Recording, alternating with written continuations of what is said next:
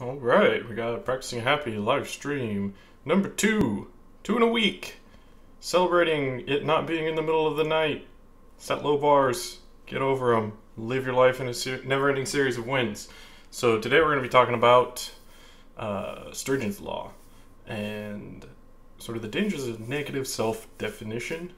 So let's get started with that. A little bit of my history. First off, when I was a wee child, I thought I didn't like beef stroganoff.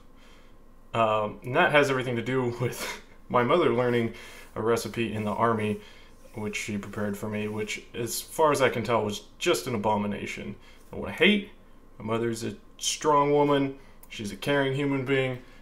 Cooking's not her strong suit. So I went the first 20 years of my life, I thought, I'm just a human being who doesn't like beef stroganoff. That's just a fact about my relationship to the universe. And it was only later in life, when I was at somebody's house and they were like, oh, have dinner with us. Oh, we're having beef stroganoff. And I kind of internally recoiled, but I didn't want to be impolite, that I tried actual beef stroganoff and went, oh, this is heavenly. This is amazing. What even is the universe? And so I was at risk there for sort of this facet of what I thought was something about my personality.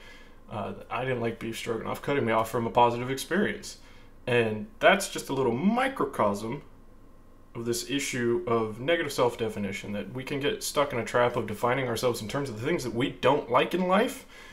And as that becomes practice, that becomes a tool for boxing us in, right? Because if the habit of mind, the natural course of our unfolding of our mind, is to look for reasons to not like a new experience, then we're always going to be able to find evidence for that. And the reason for that is a little thing called Sturgeon's law.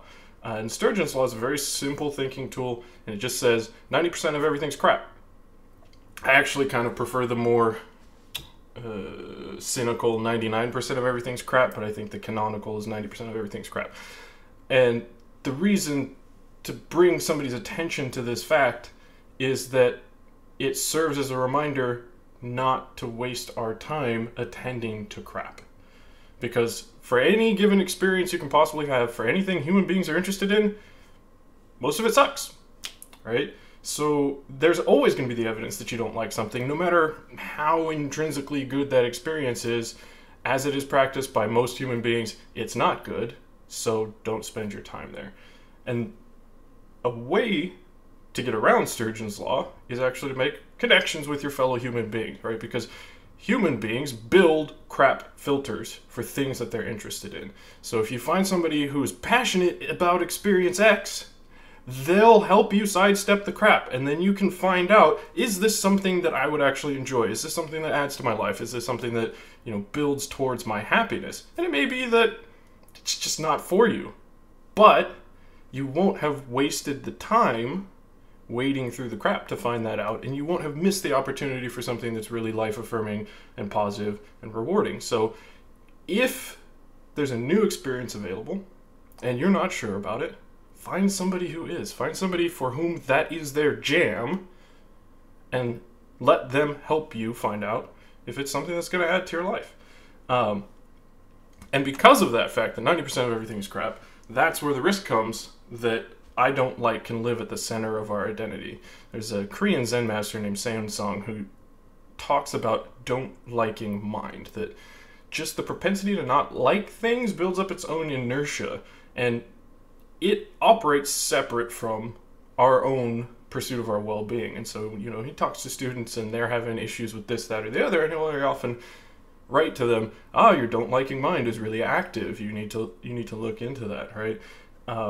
Because that negative self-definition cuts us off from opportunities to learn and grow.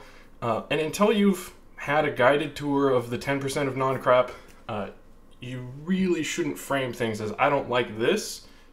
You might look at a different frame, which is something like, I haven't found a way to enjoy that yet. Keep the door open that maybe in the future, just like my experience with beef stroganoff, it can become life-affirming. Tangential side note.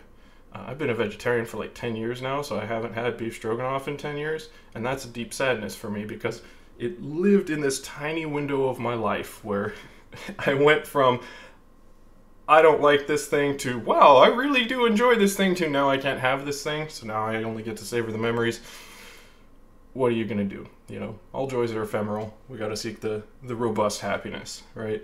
So even if that 10% doesn't suit you, you get the guided tour, you go in there, you find out, this is just, it's still not me. This isn't really adding anything. Cool. Leave it behind. You need never think about it again. You don't need to have that become part of your self-definition. Define yourself in terms of the things that you love. Define yourself in terms of the things that you're passionate about, that get you in a state where you want to engage with the world. You want to go out and make the best of this opportunity of living life as a human being. All right, so summary. Don't sweat the crap. Just move past it. If you find yourself experiencing crap, understand that that's the natural state of affairs. 90% of everything is crap. That may not be representative of this domain of human experience. It may be, come back later when you've got some more information. And once you have the information, if it doesn't work for you, go find something that does. Reach out, connect to people, discover new experiences, and define yourself by what you love. So that's it. Sturgeon's Law, Stroganoff, and negative self-definition. And just a reminder, we're doing Wholesome 2018. We're looking for the positive. We're looking for opportunities to have our lives affirmed, supported, to grow in a positive direction. 2018, Wholesome, get on board.